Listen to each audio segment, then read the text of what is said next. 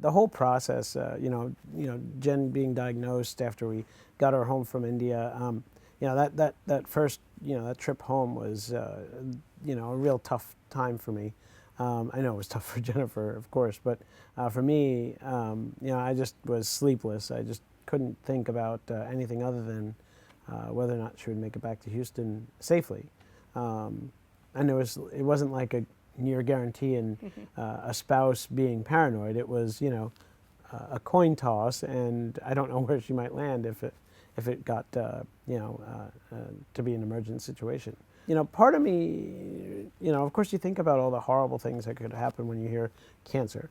You think about mortality. You think about, oh my God, what is this going to do to our family? We just brought home 2 kids from, these other countries, and I don't want to go back. I don't want to give up my kids, but how am I going to do this on my own if I lost my wife? And then, of course, I started thinking, well, how am I going to get back at, someone upstairs maybe if she was taken from me, because it was, I couldn't fathom being alone. And frankly, I've said this before, we have a deal. I have to go first. That's the deal that we have. She doesn't like the deal, but it's my deal.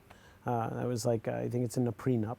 And that was the, that's the arrangement we have. So she wasn't allowed to go. So I was pretty sure that contractually she wouldn't, she wouldn't break the contract, so it would be fine. But yeah, the 4 months since then, diagnosis was scary. Treatment was scarier. Seeing my wife go through all that stuff was horrible.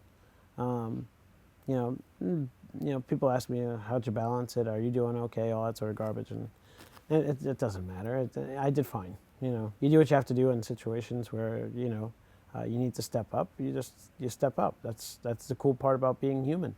You find the strength that you didn't think you ever had to do the things that nobody would have expected you to be able to do.